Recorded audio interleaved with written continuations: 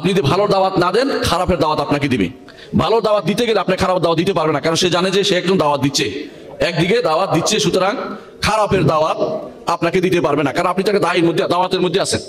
কিন্তু না হলে আপনাকে দাওয়াত দিবে, কেউ কাদিয়ানি বানাবে, কেউ আপনাকে শিয়া বানাবে, কেউ আপনাকে ভিন্ন কোনো দলভুক্ত বানিয়ে ফেলবে।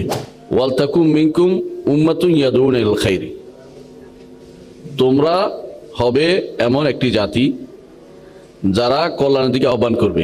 আবার মিনকুম বলা হচ্ছে, সবাই কিন্তু দাওয়াত দিতে পারবে না, বোঝা গেল, কিন্তু কিছু গোষ্ঠী দাওয়াত দিবেই। অর্থাৎ এই উম্মাহ কিন্তু অন্য আয়াতে বলা হয়েছে ওয়ালতাকুম মিনকুম উম্মাতুন ইয়াদউনা ইলাল খাইর, আবার বলা হয়েছে কুনতুম খায়রা উম্মাতিন উখরিজাত লিন-নাস তা'মুরুনা বিল মা'রুফ ওয়া তানহাউনা আনিল মুনকার ওয়া তু'মিনুনা বিল্লাহ। দেখা যাচ্ছে যে আমরুল মা'রুফ ওয়া নাহই আনিল মুনকার এটা প্রত্যেকেই করতে হবে, প্রত্যেক ব্যক্তি সেটা করতে হবে। দাওয়াতের ক্ষেত্রটা জানার পরে করতে হবে। যে জানে সে শুধু দাওয়াত দিবে, যে জানে না সে আন্দাজি দাওয়াত দিবে না। এই জন্য আল্লাহ তাআলা কোরআনে কারীম বলেছেন, কুল হাদিহি সাবিলি আদউ ইলাল্লাহি আলা বাসীরাতিন আনা ওয়া মান ইত্তাবা'আনি, আমি এবং যারা আমার অনুসরণ করে তারা বাসীরা অনুসারে জেনে বুঝে এই পথের দিকে দাওয়াত দিবে। আল্লাহর পথ কোনটা গো? এটা কি ঢাকা চিটাং রোড? এটা পথ বলতে কোন পথটা বোঝানো হয়েছে? সিরাতুল মুস্তাকিম। আহসানতা, বারাকাল্লাহু ফিক। এইটাই হচ্ছে সিরাতুল মুস্তাকিম। যেই সিরাতুল মুস্তাকিমের জন্য প্রতিদিন আমরা প্রত্যেক সালাতে প্রতি রাকাতেই বলি ইহদিনাস সিরাতাল মুস্তাকিম। যেই সিরাতুল মুস্তাকিমের থেকে একটু বাঁকা হয়ে গেলে আপনি আর কোনোদিন ফিরে আসতে পারবেন না, আপনি হয়ে যাবেন কারুন হামানদের দলভুক্ত। আর সিরাতুল মুস্তাকিম থাকলে আপনি হবেন নবিয়িন, সিদ্দিকিন, শুহাদা, সালেহিনদের অন্তর্ভুক্ত। তাহলে সিরাতুল মুস্তাকিমের দিকে আহ্বান জানাতে হবে। এই সিরাতুল মুস্তাকিম যে জানে তার কাছে তো অনুসরণ করতে হবে, অন্য কারণ নয়। এজন্য আল্লাহ তাআলা বলেছেন ওয়ালতাকুম মিনকুম উম্মাতুন ইয়াদউনা ইলাল খাইর, তোমাদের মধ্যে একটি গোষ্ঠী থাকবে যারা কল্যাণের দিকে মানুষকে আহ্বান করবে। সুতরাং কল্যাণের দিকে আহ্বান করাটা অত্যন্ত জরুরি, কিন্তু আহ্বান করবে যারা, তারা অবশ্যই সিরাতুল মুস্তাকিমের খবর রাখতে হবে। সিরাতুল মুস্তাকিম পরিচয় রাসূলুল্লাহ সাল্লাল্লাহু আলাইহি ওয়াসাল্লাম দিয়েছেন, একটি লম্বা রেখা আঁকছেন, রেখা আঁকি বলেছেন এই পথটি সোজা জান্নাতের পথ, সিরাতুল মুস্তাকিম। এর আশেপাশে অনেকগুলো দাগ এঁকেছেন, দাগ এঁকে বলেছেন যে প্রত্যেকটিতে একটি করে শয়তান বসে আছে। শয়তান কি বলে? হালুম্মু ইলাইয়া, আমার দিকে আসো, আমার দিকে আসো, আমার দিকে আসো। পুরো জীবনটা আপনার একটা কঠিন পরীক্ষার মধ্যে আপনি পার করতে হবে। আপনাকে ফিতনাতুশ শুবুহাত আছে, ফিতনাতুশ শাহাওয়াত আছে, উভয় প্রকার ফিতনা আপনাকে জড়াই ধরবে। শুবুহাত কি? সন্দেহ, এটা কি ঠিক কিনা, ওইটা ঠিক কিনা, আল্লাহর দিনের এই কথা ঠিক কিনা, অমুক হুজুরের কথা ঠিক কিনা, অমুক আলেমের কথা ঠিক কিনা, এই অর্থ ঠিক কিনা, এইটা তো আরেকজনকে বেশি ভালো মনে হচ্ছে, ওইটা ঠিক কিনা। আপনি সারাক্ষণ এই সন্দেহের মধ্যে ঘুরপাক খাবেন, কোনো সন্দেহ নাই। আবার আরেকটা আছে ফিতনাতুশ শাহাওয়াত, প্রবৃত্তির তাড়না আছে। প্রবৃত্তি কখনো দুনিয়ার দিকে টানে, কখনো আপনাকে দুনিয়ার বিভিন্ন ফিতনার দিকে আকর্ষণ করে, অত প্রবৃত্তি আপনাকে নিজের দিকে টানে, একান্তভাবে নিজের দাসত্ব করতে বলে। এটাকে বলা হাওয়া। প্রবৃত্তি তার নিজে দাসত্ব করতে আপনাকে ডাকে। একজন প্রত্যেকটি মানুষের জন্য, এটা কোনো একক কথা না, আমার আপনার সবার জন্যই এই ফিতনা কিন্তু আমাদের সামনে আছেই। এর মধ্যেই আপনাকে যদি ঈমান টিকিয়ে রাখতে হয় তো এই যুদ্ধে আপনাকে টিকতে হবে। এই দাওয়াত যদি আপনি দিতে পারেন তাহলে আপনি হয় দাওয়াত নিবেন না হয় দিবেন। আমি বারবার এই কথাটি প্রায় সময় বলে থাকি, দাওয়াত দিবেন না নিবেন। আপনি হয় হকের দাওয়াত দিবেন, না হয় আপনার না হকের দাওয়াত নিবেন, দুইটার একটা। দুনিয়ার বুকে দাওয়াত হচ্ছে সবচেয়ে উত্তম কাজ। রাসূলুল্লাহ সাল্লাল্লাহু আলাইহি ওয়াসাল্লাম বলে দিয়েছেন ওমান আহসানু কাওলান মিম্মান দাআ ইলাল্লাহি ওয়া আমিলা সালিহান ওয়া ক্বালা ইন্নানী মিনাল মুসলিমিন। উত্তম কাজ কেন? নবী রাসূলরা এটা করেছেন, আর নবী রাসূলরা হচ্ছেন সবচেয়ে উত্তম। নবী রাসূলদের পরে এই দাওয়াতের কাজ কে করেছে? সাহাবায়ে কেরাম। আর সাহাবায়ে কেরাম হচ্ছে সবচেয়ে উত্তম প্রজন্ম। পৃথিবীতে ওই ব্যক্তিরা বেশি ভালো যারা নিজেদেরকে নবী রাসূল এবং সাহাবাদের সাথে সম্পৃক্ত করতে পারে। ওরাই সবচেয়ে নিকৃষ্ট যারা নবী রাসূলের দাওয়াতকে গ্রহণ করতে পারেনি। সাহাবায়ে কেরামের ব্যাপারে দোষ খুঁজে বেড়ায়, দোষ খুঁজে বেড়ায়। একজনের দোষ খোঁজা মানে সবাই দোষ খোঁজা, কারণ সবাই হচ্ছে সাহাবায়ে কেরাম, সবাই হচ্ছে রাসূলুল্লাহ সাল্লাল্লাহু আলাইহি ওয়াসাল্লামের সাথী। রসুলের সাথীদের ব্যাপারে খারাপ ধারণা পোষণ করা, আর এটা ধীরে ধীরে আপনাকে রসুলের ব্যাপারে, ইমানের ব্যাপারে, ইসলামের ব্যাপারে আপনাকে দোষের ভিতরে ফেলে দিবে। এই জন্য এই জায়গায় যারা যাচ্ছে তারা কোনো ভালো জায়গায় ফিরে আসতে পারে না। বর্তমানে এই ফিতনাটা সবচেয়ে বেশি ছড়িয়ে যাচ্ছে, যার কিছু উদাহরণ আমি পেশ করবো ইনশাআল্লাহ। তাহলে আমরা দেখতে পাচ্ছি দাওয়াত দিতেই হবে। আপনি যদি দাওয়াত না দেন, কেউ না কেউ আপনাকে দাওয়াত দিবে। আপনি যদি ভালো দাওয়াত না দেন, খারাপের দাওয়াত আপনাকে দিবে। ভালো দাওয়াত দিতে গেলে আপনি খারাপ দাওয়াত দিতে পারবে না, কারণ সে জানে যে সে একজন দাওয়াত দিচ্ছে, একদিকে দাওয়াত দিচ্ছে, সুতরাং খারাপের দাওয়াত আপনাকে দিতে পারবে না, কারণ আপনি তাকে দাওয়াতের মধ্যে আছেন। কিন্তু না হলে আপনাকে দাওয়াত দিবে কেউ কাদিয়ানি বানাবে, কেউ আপনাকে শিয়া বানাবে, কেউ আপনাকে ভিন্ন কোনো দলভুক্ত বানিয়ে ফেলবে। আপনাকে আল্লাহর পথে দাওয়াত দিতে হবে। দাওয়াত কোন দিকে দিবেন, দ্বিতীয় কথা হলো এটা। দাওয়াতের ফজিলত আমরা জানলাম যে দিতেই হবে, এইটা কোনো সন্দেহ নাই। কিসের দিকে দাওয়াত দিবেন এইটা যেমন দরকার। দাওয়াতের বিধান কি? দাওয়াত দেয়াটা ফরজে আইন, তারপরে যদি কোনো ব্যক্তি কিছু মানুষ দিয়ে দেয় তখন ফরজে কিফায়া হয়ে যায়। আপনি যা জানেন তা দিবেন, কিন্তু যা জানেন না তা বলবেন না। যা জানেন তা বলবেন, যা জানেন না তা বলবেন না। কিন্তু এখন সমস্যা হচ্ছে যা জানি না তাও বলি, যা জানি তা লুকোচুরি করি। এটা হচ্ছে আমাদের স্বভাব। হক যেটা জানে এটা বলতে গেলে যদি আমার বাবা রাজি হয়, নারাজ হয়, যদি ভাই নারাজ হয়, যদি কোনো ব্যক্তি নারাজ হয়, এই জন্য হক কথাটা অনেকেই সাহস করে বলতে পারে না। এই জন্য মূলত হক কথা আপনাকে বলতেই হবে। এই দাওয়াত দেয়া ফরজে কিফায়া, প্রথমে যদি ফরজে আইন হয়ে যায় ওই সময় যখন কেউ দাওয়াতের কাজ না করে। বর্তমানে দাওয়াতের কাজের ক্ষেত্রে মানুষের অভাব খুব বেশি, কিন্তু দাওয়াত কিন্তু সবাই দেয়, কিন্তু হক দাওয়াত দেওয়ার লোকের সংখ্যা অনেক কম। হক দাওয়াতটা দেয়া হচ্ছে না, কথায় কথায় সবাই দাওয়াত দিচ্ছে, দাওয়াতের জন্য বের হয়। নারী যেটা রাস্তায় বের হচ্ছে, জিজ্ঞাসা করে কি জন্য, দাওয়াতি কাজে বের হচ্ছে। দেখবেন কিন্তু অনেক নারীদেরকে দাওয়াতের কাজে বের হয়। এমনকি কোন বড় বড় মানুষ কিছুই পড়তে পারে না, সূরা ফাতিহা শুদ্ধ করে পড়তে পারে না, জিজ্ঞাসা করলে বলবে যে দাওয়াতের কাজে বের হয়েছে। কিসের তিনি দাওয়াত দিচ্ছেন তিনিই ভালো জানেন, আমরা বেশি করে বাড়াই বলতে চাই না। দাওয়াতের এই যে ফজিলতপূর্ণ কাজ, আপনারা জানেন যে দাওয়াতের কাজটা যেহেতু নবীদের কাজ, সবচেয়ে বড় ফজিলতপূর্ণ কাজ।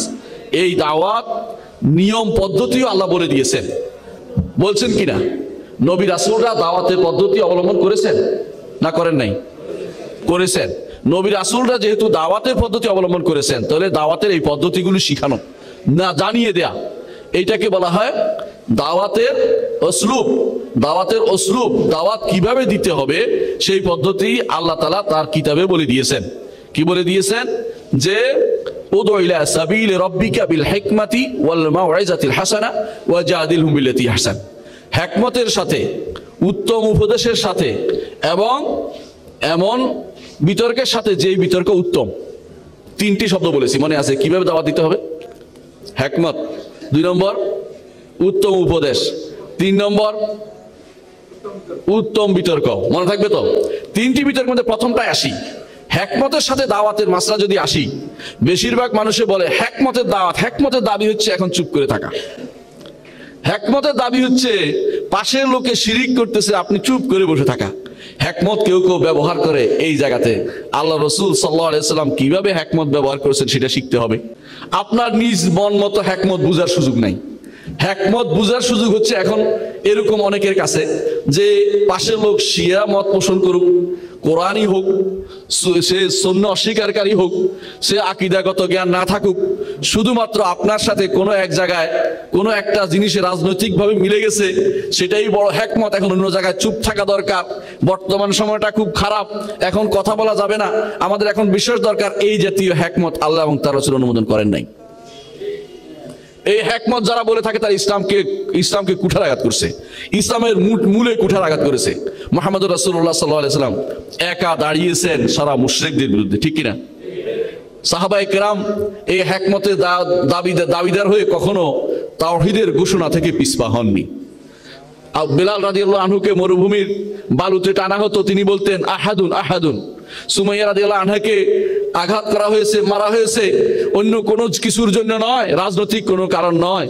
একটাই কারণ ছিল, সেটা ছিল তাওহীদের বাণীকে তিনি ঘোষণা করেছিলেন যে একমাত্র তাওহীদকেই আমি মানি, আর কিছু মানি না, শিরিক করব না। এটার জন্য সাহাবায়ে কেরাম হিজরত করেছেন, অন্য কোনো কারণ ছিল না, অন্য কোনো কারণ ছিল না।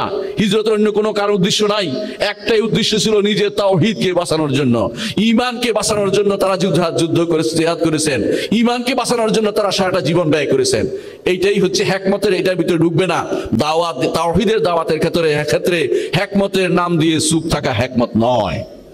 বেশিরভাগ মানুষই এখানে হিকমত অবলম্বন করে পুরো দাওয়াতটাকে বিতর্কিত করে ফেলে। আল্লাহর পথে দাওয়াত দিতে হলে তাওহীদের জায়গাতে আপনাকে চুপচাপ থাকতে হবে না, অবশ্যই বলতে হবে যে না, এইটা এখানে হিকমত নাই। দ্বিতীয় জায়গা মাওয়াইজাতুল হাসানা, উত্তম উপদেশ, এটা হচ্ছে ওয়াজ নসিহত। এই যে ওয়াজ নসিহতের জায়গা আমি দাঁড়িয়েছি আজকে, ওয়াজ নসিহতের জায়গাও অনেকের কাছে অমুক কথা বলা যাবে না, বললে মন খারাপ হয়ে যাবে, অমুক কথা বলা যাবে না, বললে আমার লোক সকল চলে যাবে, অমুক কথা বলা যাবে না, আমার ক্ষমতা কমে যাবে। এই জাতীয় যারা মাওয়াইজাত, উত্তম উপদেশের নাম দিয়ে আজ যারা উপদেশ দিচ্ছে, শুধুমাত্র কিছু ফজিলত বর্ণনা করেই ছেড়ে দিচ্ছে, তারা কোনোদিনই উত্তম উপদেশের কাজ করছে না।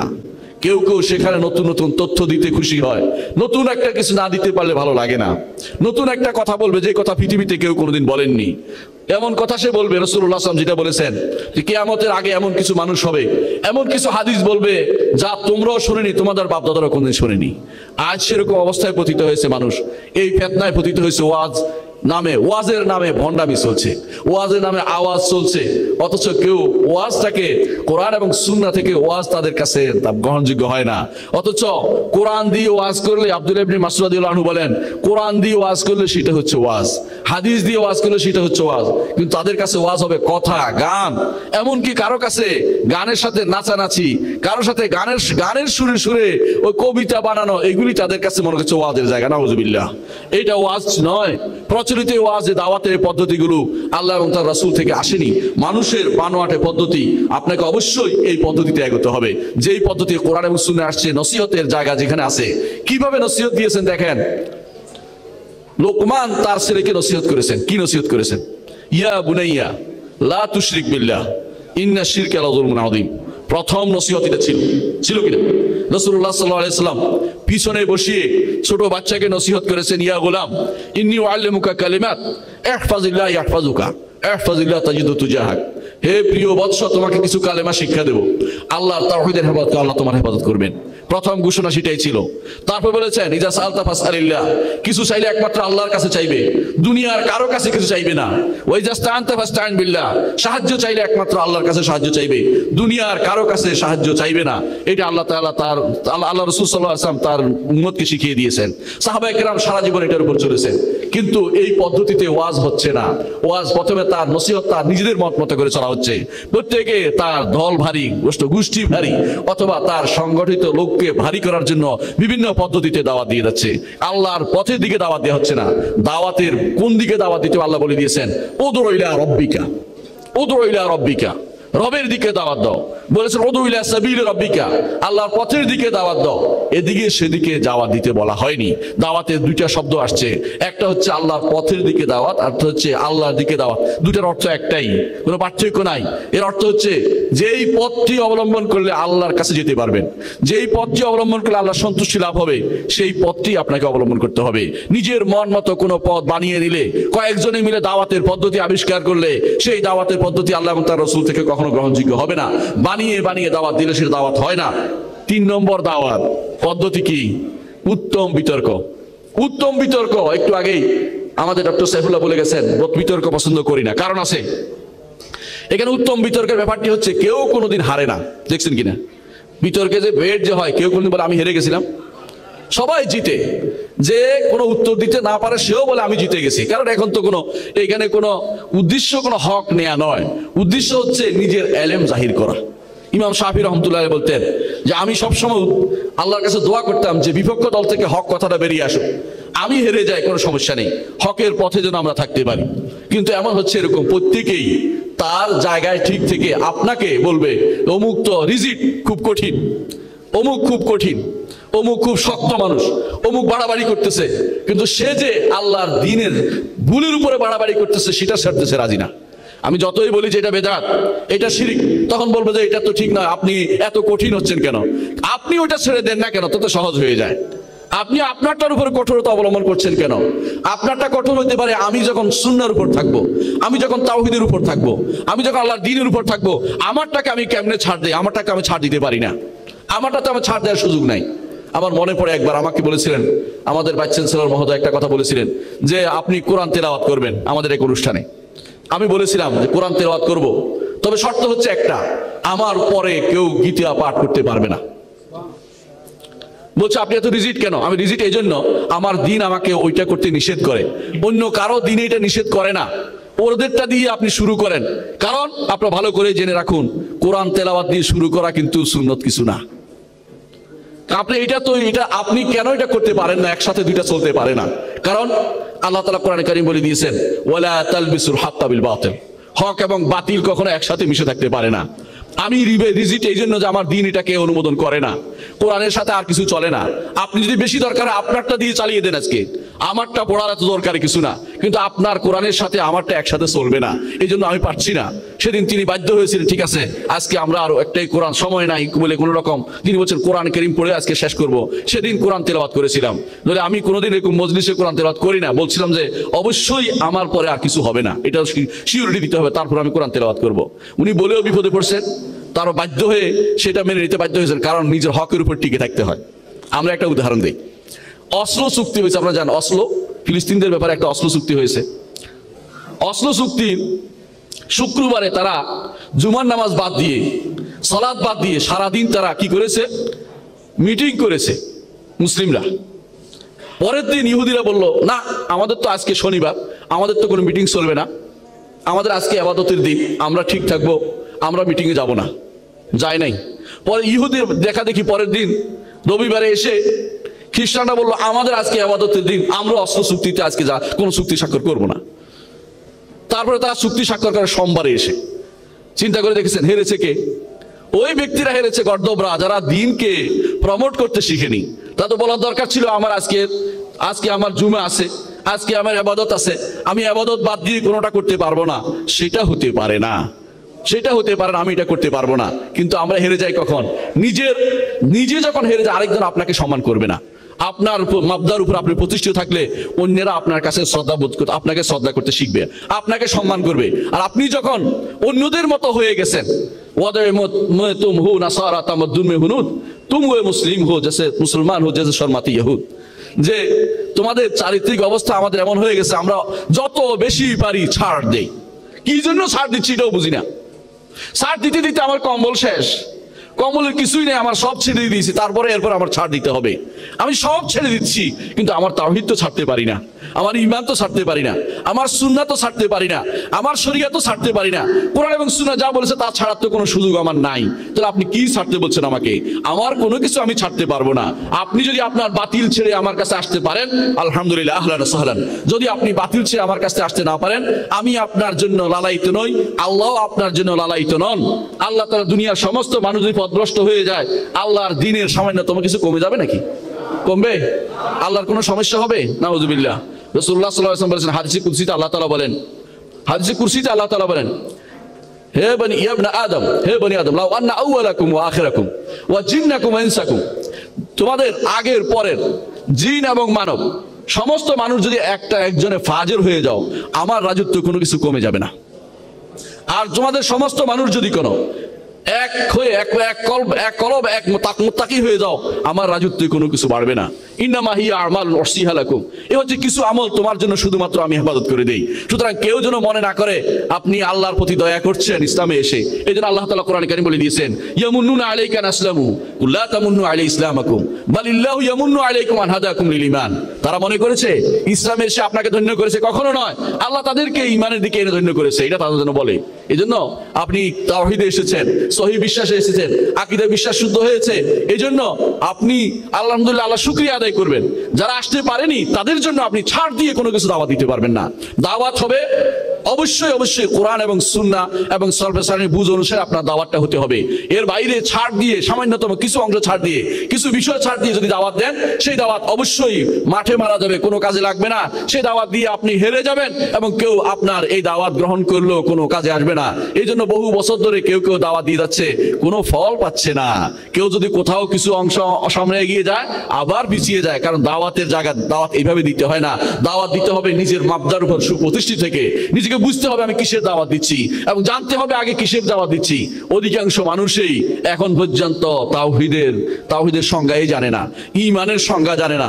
অধিকাংশ মানুষই এখন তাওহীদের প্রকারগুলো জানে না। অধিকাংশ মানুষই এখনো তাওহীদ বলতে বোধহয় শুধু রুবুবিয়ত, উলুহিয়ত এবং আসমা সিফাতের খবর তাদের কাছে নেই। সেই দাওয়াত আপনি কিভাবে দিবেন? কাদেরকে দাওয়াত দিচ্ছেন? কি দাওয়াত দিচ্ছেন? যারা দাওয়াত দিচ্ছে ওদেরকে দাওয়াত দেওয়া দরকার, যে আপনাকে দাওয়াত শিখতে হবে। আপনার তাওহীদের জ্ঞান আছে কিনা দেখি, পরীক্ষা করলে দেখা যায় শতকরা 80% দায়ী যারা ইল্লাহ, ওদের দাওয়াতে ঠিক নাই, ওদের বইতে ঠিক নাই, তারা দাওয়াতের সঠিক দাওয়াত চিনে নাই। তারা আল্লাহর কোরআনের ব্যাখ্যা করতে গিয়ে ভুল করে, হাদিসের ব্যাখ্যা করতে ভুল করে, এবং নিজেদের দল বা পকেট বা নিজেদের নিয়ম অনুসারে নিজেদের গোষ্ঠীভুক্ত করার জন্য হাদিস এবং কোরআনকে অপব্যাখ্যা করে দাঁড় করায়। আপনি দেখেননি সেটা? সেটাকে আমাকে বলতে হবে, এটা স্পষ্ট জিনিস, যেটা আপনার চোখের সামনে দেখছেন। আল্লাহর দিকে ডাকতে হবে পরিপূর্ণভাবে, আংশিক নয়। এক একজন আংশিক দিকে ডাকে। এই জন্য বলে আমি এদিকে ডাকি, এদের বলে ওদিকে ডাকে। কেউ বলে আমি, কেউ প্রচার করতেছে আমরা এক একজন থেকে এক একটা নিব। কেন এক একজন একটা নিতে হবে কেন? কোরআন সুন্নাহ নাই? কোরআন সুন্নাহ নাই কিনা? আছে কিনা? নাই। যদি কোনো ব্যক্তির কাছে, কোনো গোষ্ঠীর কাছে বিশেষ কোনো জিনিস ভালো থাকে, ওই জিনিসটা সে কোত্থেকে পেয়েছে বলেন তো? কোরআন এবং সুন্নাহ থেকে পেয়েছে। ঠিক কিনা? ঠিক কিনা? কোন গোষ্ঠীর কাছে কোন একটা ভালো জিনিস থাকে, অবশ্যই আপনাকে বিশ্বাস করতে হবে যত ভালো জিনিস আমার কোরআন সুন্নাহ আছে, যত ভালো জিনিস আমার সাহাবায়ে কেরাম করে গেছেন, যত ভালো জিনিস আমাদের ইমামরা করে গেছেন। আপনি যদি কোনো ওই ব্যক্তিকে সমর্থন করেন, সমস্যা হচ্ছে এটা, ওই ব্যক্তি তার পথভ্রষ্টতাকে এগিয়ে নিয়ে যাবে, আপনাকে ব্যবহার করবে, আপনি হবেন টিস্যু, ব্যবহার্য টিস্যু হয়ে যাবেন। আপনি সেটা করবেন না। আপনি কোরআন সুন্নাহকে নিয়ে এগিয়ে যাবেন এবং সালফে সালেহীন নীতি নিয়ে এগিয়ে যাবেন। ওর মধ্যে ভালো যেটা আছে ওইটা কোরআন সুন্নাহ থেকে নেন, ওইটা ওই ব্যক্তি থেকে নিতে হবে না, ওই গোষ্ঠী থেকে নিতে হবে না, ওই দল থেকে নেওয়ার আপনার কোনো প্রয়োজন নেই। যারা মনে করে অমুক দল থেকে অমুকটা নেব, তারা সব বিভ্রান্ত, পথভ্রষ্ট। ওদের থেকে দূরে থাকবেন। ওরা আসলে হক চিনে না, ব্যক্তি থেকে হক নেয় না। আমরা ব্যক্তি থেকে হক নেই, আমরা গোষ্ঠী থেকে হক নেই। কোরআন সুন্নাহ এবং সাহাবা গোষ্ঠী থেকে হক নেই। হক ব্যক্তির মধ্যে পাওয়া যায় না, হক হচ্ছে কোরআন সুন্নাহ এবং সাহাবা গোষ্ঠী। একক ব্যক্তির কাছে হক পাইলে আমরা একক ব্যক্তির কাছে হক আল্লাহ তার রাসূল আমাদেরকে বলে দেননি, বলে দিয়েছেন মা আনা আলাইহি ওয়া আসহাবি, যার উপর আমি আছি এবং সাহাবীরা আছে, আমার সাহাবীরা আছে, তাদের উপর বলেছেন। এই জন্য যে কোনো সময় এরকম কেউ যদি বলে যে অমুকের কাছে, অমুক থেকে আমরা একটুকু নেব, অমুক থেকে একটুকু নেব, বুঝবেন যে পথভ্রষ্ট। ওর কাছ থেকে কোনো কিছু নেওয়া যাবে না। ও দাওয়াতও বুঝে নাই, দাওয়াতের সিস্টেমও বুঝে নাই। দাওয়াত দিতে হবে কোরআনের দিকে, কোরআন থেকে, হাদিস থেকে এবং আমাদের সালফে সালেহীন নীতি থেকে। নিজের মন মতো কোনো পদ্ধতিতে দাওয়াত দেওয়া যাবে না, বা কোনো ব্যক্তির কোনো ভালো অংশ দেখেই এটাকে নিয়ে দাওয়াত দেওয়ার বুদ্ধি আবিষ্কার করা যাবে না। এই জন্য ওদের কাছে সবই চলে, সবই চলে। শিরিককারী, বেদাতি, পীর, মাজারি যারা আছে ওদের দলের ভিতরে পাওয়া যায়, ওদের গোষ্ঠীর ভিতরে পাওয়া যায়। কেউ যদি কোনো শুধুমাত্র গুনাহগার নয়, শুধু দুনিয়ার সবচেয়ে বড় সমস্যা তৈরি করে এসে দলের ভিতরে ঢুকে গেলে হালাল হয়ে যায়, অন্যায় করে গেলেও হালাল হয়ে যায়। দুনিয়ার সবকিছু করে গেলে তাদের কাছে সমস্যা নাই। কেন? তারা তো মনে করছে দল ভারী, গোষ্ঠী ভারী, ওইটাই তাদের জন্য যথেষ্ট। না, এটা নয়। আপনি একা হলেও হক। ইবনে মাসউদ রাদিয়াল্লাহু আনহু বলেন যে হক জামা, তুমি যে একাও হও তুমি জামা, আর তুমি একা হলেও জামা। একা হয়তো কোনো সমস্যা নাই, কিন্তু আপনাকে হকের পথে টিকে থাকতে হবে। এক বিন্দু ত্যাগ করবো না। কি জন্য ত্যাগ করবো? যেটা ত্যাগ করবো এটা আমার দিন, দিনের এক ফোঁটা ত্যাগ করার কোনো সুযোগ নাই। সুতরাং কোনো ব্যক্তির কোনো কথায়, কোনো ব্যক্তির কোনো আকর্ষণে, কোনো ব্যক্তিবদ্ধ অথবা গোষ্ঠীর কোনো দলের কোনো আকর্ষণে আল্লাহর দিন থেকে এক বিন্দু বিচ্যুত হবেন, আপনি কিন্তু আল্লাহর কাছে দায়ী হবেন না। ওইটা দিয়ে আপনাকে যতটুকু দায়িত্ব যতটুকু করেন, আপনি অত মানুষ মিলিয়ে কিছু করতে পারবেন না। যারা বলে যে আমরা এতগুলি, একটু আগে আলোচনা করে শুনেছেন যে ওই দল করি ওই দল করি, আমরা ইহতিসাম করতেছি, আল্লাহ তাআলার রশিতে আমরা একত্র হচ্ছি, মিথ্যা কথা বলতেছে। প্রত্যেকে দল দিয়ে ভিন্ন হয়ে যাচ্ছে। ইসলামকে দলীয় ভাবে ভাগ করা ইসলাম অনুমোদন করে না। আল্লাহ বলছেন ওয়াতাসিমু বিহাবলিল্লাহি, বলেন নাই যে বিহিজবিল্লাহি, বলেন নাই, হাবলিল্লাহি বলেছেন। আল্লাহর রশি হচ্ছে কোরআন সুন্নাহ। এই কোরআন এবং সুন্নাহর উপরে ইহতিসাম করতে বলা হয়েছে। ওয়ালা তাফাররাকু, অন্য কোনো মতবাদে, কোনো ব্যক্তি, গোষ্ঠী, কোনো বিভিন্ন যে সমস্ত আজ ভিন্ন ম্যানিফেস্টো জারি করতেছে, ওগুলোর উপরে ঐক্য হওয়ার কোনো সুযোগ নাই। কোরআন এবং সুন্নাহ ছাড়া অন্য কোনো জায়গায় ঐক্য হওয়ার কোনো কথা কোরআনের কাছে বলা হয় নাই। আজ এটাই চলছে। এই জন্য এই ফিতনার যুগে আমরা দেখতে চাই কিছু মানুষের আহ্বানের দিকে কি ফিতনা চলছে। দেখেন, কিছু মানুষ বেদাতের দিকে দাওয়াত দিচ্ছে, দেখছে না? একজন আমাকে দাওয়াত দিচ্ছে, চলেন আপনার জন্য আমরা বুকিং দিয়েছি, আমি তো বলছি বাপ বুকিংটা কোথায় দিল জানি, যেতে হবে জাহাজে করে এমন এক সরে, যে সরে বিশাল হুজুর পাওয়া যায়। তাই আমি বললাম যে আমি তো কোনোদিন যাইনি, যাওয়ার ইচ্ছা আমার নাই। কেন? আপনার জন্য স্পেশাল বুকিং, রুম বুকিং দিয়েছি আমরা, মানে আমার জন্য, মানে বিশেষ। আমি কি হয়ে গেল রে? এটাও দাওয়াত, কিন্তু এটাও কিন্তু দাওয়াত চলতেছে। আরেকজনের দাওয়াত দিবে আপনাকে বিশেষ, যে আপনি যদি এইভাবে থাকতে পারেন, আপনার এই উন্নতি ওই উন্নতি, ওই উন্নতির দরকার নাই আপনার। দুনিয়ার জীবনকে সংকীর্ণ মনে করুন, দাওয়াতের পথে থাকুন, আল্লাহ রসুলের পথে থাকুন। ও উন্নতি দিয়ে কিচ্ছু আসবে যাবে না, ওইটা সাধারণ দেখানো উন্নতি, ওটা দিয়ে আপনার কিছু হবে না। ওইটা থেকে দূরে থাকুন, আল্লাহ রসুলের পথে থাকুন, আল্লাহ আপনার জন্য যথেষ্ট। আলাইসাল্লাহু বিকাফিন আবদা, আল্লাহ কি বান্দার জন্য যথেষ্ট নয়? আল্লাহ বলছেন অবশ্যই যথেষ্ট। সুতরাং ব্যক্তির কিছু দিয়ে আপনি এগিয়ে যাওয়ার চিন্তা করবেন না, আল্লাহ তাআলা আপনাকে অবশ্যই পার করে নেবেন। আল্লাহকে অবশ্যই দুনিয়ার জীবন পার করে আখিরাতের জীবন আপনাকে অবশ্যই ধন্য করবেন। বেদাতীরা বেদাতের দিকে আহ্বান জানাচ্ছে, শিরিকপন্থীরা শিরিকপন্থীর দিকে আহ্বান জানাচ্ছে, পীরেরা পীরদের দিকে আহ্বান জানাচ্ছে, দলীয় লোকেরা দলীয় লোকদের দিকে আহ্বান জানাচ্ছে, ফাজাইল কাজীরা ফাজাইলের লোকদের দিকে আহ্বান জানাচ্ছে। বসেই কোথাও বসলেই শুরু করে কে কে নাম লেখাবেন উঠবেন। তাদের মারামারি হানাহানিতে বোঝা গেছে তাদের সবটি হচ্ছে জাহেল এবং সবচেয়ে মূর্খদের তালিকার মধ্যে তারা পড়ে আছে। এই মূর্খদের তালিকায় যদি আপনি যুক্ত হতে চান, আমাদের কিছু করার নেই। আপনাকে অবশ্যই কোরআন এবং সুন্নাহর অনুসারী হতে হবে, বকৃত। এবং যেখানে সেখানে লা তাত্তাবিউ কুল্লা নায়েব শব্দ শুনলে তার পিছনে দৌড়াবেন না, ওই শব্দ আপনাকে খারাপ পথে নিয়ে যাবে। কেউ যদি মনে করে যে আমি কাকের পিছনে দৌড়ে যাব, কাকের পিছনে দৌড়াবো, কাক কোথায় নিয়ে যাবে? ময়লার বাগায় নিয়ে যাবে। এজন্য কবি বলতেছেন ওয়া ইয়াজআলিল গুরাবা লাহু দালিলান ইয়াদুল্লুহু আলা জিয়াফিল কিলাবি। কেউ যদি মনে করে কাকে তারে পথ দেখাবে, ওই কাক অবশ্যই তারে ময়লার বাগায় নিয়ে যাবে। আপনি কার অনুসরণ করছে দেখুন, আপনি যদি রাসূলুল্লাহ সাল্লাল্লাহু আলাইহি ওয়াসাল্লাম অনুসরণ করুন, সাহাবায়ে কেরাম অনুসরণ করুন, অবশ্যই জান্নাতে যেতে পারবেন। ব্যক্তি বিশেষ অনুসরণ করুন, আগে এই ব্যক্তির জন্য জান্নাতের টিকিট নিয়ে আসুন, যে এই ব্যক্তি জান্নাতে এই জন্য পথ অনুসরণ করে চলছি। পাবেন না আপনি কোথাও তার কাছে টিকিট, কারণ তার ভুলে ভরা জিনিসগুলো দুনিয়ার মানুষের কাছে স্পষ্ট, পৃথিবীর সমস্ত মানুষ স্পষ্ট করে দিচ্ছে এটা ভুলে, এটা ভুল, এটা ভুল। তারপরেও তিনি ফিরে আসার কোনো দরকার মনে করে না, বরং তার দলের লোকেরা কেউ ফিরে আসে না। আশ্চর্যের বিষয় হয়, কেউ কেউ উল্টা সমালোচনা করতে আরম্ভ করে, চরিত্রহরণ করতে আরম্ভ করে। এই ফিতনার যুগে আমাদেরকে সবকিছু ছেড়ে কোরআন এবং সুন্নাহর দিকে ফিরে আসতেই হবে। কেউ আপনাকে আহ্বান জানাচ্ছে, আসুন আমরা দেখবেন সুন্নাহ পরিত্যাগ করি। যে এখন যে সুন্নাত নামে তো মানুষের মধ্যে পিতকি হয়েছে, নাউজুবিল্লাহ। সত্যি সত্যি কথা এটাই যে যতক্ষণ পর্যন্ত আপনি সুন্নাহকে আপনি ধারণ করতে পারবেন, আপনি ঐক্য থাকতে পারবেন। এজন্য মালিক রাহমাতুল্লাহ আলাইহি বলতেন, আস-সুন্নাতু সাফিনাতু নূহ, সুন্নাহ হচ্ছে সাফিনাতু নূহ, নূহের কিস্তি। মান রাকিবা নাজা, যে ব্যক্তি নূহের কিস্তিতে উঠছে সে নিরাপত্তা পাবে, সে নাজাত পাবে। আর যে ব্যক্তি নূহের কিস্তিতে উঠে নাই, সে কোনোদিন নাজাত পাবে না, যত বড় ব্যক্তি হোক না কেন। ডুবে নাই, তার ছেলে নূহের ছেলে ডুবে গেছে, নৌকায় উঠে নাই, তাই ডুবে মরেছে। যে ব্যক্তি সুন্নাহকে কোনো ক্রমে সুন্নাহকে দেখবেন কোনো কারণে অবজ্ঞা করছে অথবা অগ্রাহ্য করছে, সুন্নাহর ব্যাপারে তার কোনো আগ্রহ নাই, মনে রাখবেন ফিতনাকে লালন করছে, ফিতনাকে লালন করছে। ইসলামের ইতিহাসে যতগুলি ফিতনা হয়েছে, সমস্ত ফিতনার মূলে ছিল রাসূলুল্লাহ সাল্লাল্লাহু আলাইহি ওয়াসাল্লামের সুন্নাহর অনুসরণ না করা এবং সাহাবায়ে কেরামের আদর্শ অনুসরণ না করা। আপনি দেখবেন খারিজিরা বের হয়েছে সাহাবায়ে কেরামের বিরুদ্ধে, ঠিক কিনা? শিয়ারা বের হয়েছে সাহাবায়ে কেরামের বিরুদ্ধে, ঠিক কিনা? মুতাজিলা বের হয়েছে সাহাবায়ে কেরামের বিরুদ্ধে, ঠিক কিনা? এইভাবে প্রত্যেকটি গোষ্ঠী, এমনকি মুতাজিলারা কি বলতো জানেন? আব্দুল্লাহ ইবনে ওমরকে বলতো যে গণমানুষ, গণমানুষ বুঝেন কিনা? সাধারণ মানুষ, ওরা হচ্ছে বিশেষ মানুষ। এই জন্য অনেক মানুষকে দেখবেন বর্তমানে নিজেরা এলমে দ্বীনের কোনো খবর রাখে না, আলেমদের দেখলে মনে করে এরা বুঝলো না, আহা আমরা বড় বড় আন্দোলন, বড় বড় এই করছি সেই করছি, ওদের মনের ভিতরে হাই হাই ঢুকলো না, ওরা একামতে দিন করছে না, ওরা একামতে রাত করতেছে, ওরা আল্লাহর দ্বীনের কথা বলছে, আল্লাহর দ্বীনকে প্রতিষ্ঠা করছে, কোরআন এবং সুন্নাহর কথা বলছে। আর যারা এই সমস্ত কথা বলছে তারা কোরআনও বুঝে না, হাদিসও বুঝে না, তাওহীদও বুঝে নেই। এরা না বুঝেই তার দাওয়াতের পথে চলছে, অথচ এই দাওয়াতটাই অনেকের কাছে খুব প্রিয়।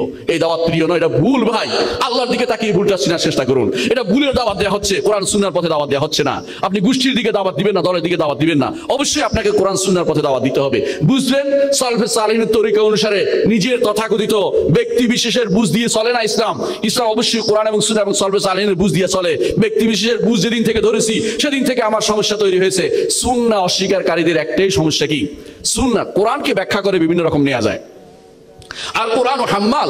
আব্দুল্লাহ ইবনে মাসউদ রাদিয়াল্লাহু আনহু বলেছেন কোরআন হচ্ছে হাম্মাল, বহু অর্থ বহন করে, এক একজন এক এক দিকে নিতে পারে। কাদিয়ানি কোরআন দিয়ে দলিল দেয়, বাহাই কোরআন দিয়ে দলিল দেয়, এমনকি বায়ান ইবনে সালাম বায়ানিয়া ফিরকা কোরআন দিয়ে দলিল দেয়, শিয়ারা কোরআন দিয়ে দলিল দেয়। কিন্তু যখন হাদিসের কথা আসে তখনই সব ঠান্ডা হয়ে যায়, কারণ হাদিসে স্পষ্ট করে দিয়েছে, হাদিসে এটাকে স্পষ্ট করে দেওয়ার কারণে এই জন্য হাদিস দিয়ে দলিল দিতে হবে। এরা দেখেছে যে হাদিস দিয়ে দলিল দেওয়ার কারণে কোনো বেদাত করা যায় না, কোনো কিছু বানানো যায় না, নতুন কোনো কিছু করতে পারছে না। বাধ্য হয়ে এরা প্রথম আক্রমণ করলো যে হাদিস নেওয়া যাবে না। আরেক দল দেখলো যে না, এইভাবে বললে তো টিকে থাকা যাচ্ছে না, কারণ মানুষ কাফের বলবে যে হাদিস যেটা মুতাওয়াতির শুধু ওইটা নিতে হবে, খবর ওয়াহিদ হাদিস নেওয়া যাবে না। মুতাওয়াতির হাদিস কয়টা যে আপনি নেবেন, এটা একটা সালাকি। এই সালাকি ইমামরা কোনোদিন করে নাই, কোনোদিন ছিল না। এটা বানিয়ে বানিয়ে বলা হচ্ছে।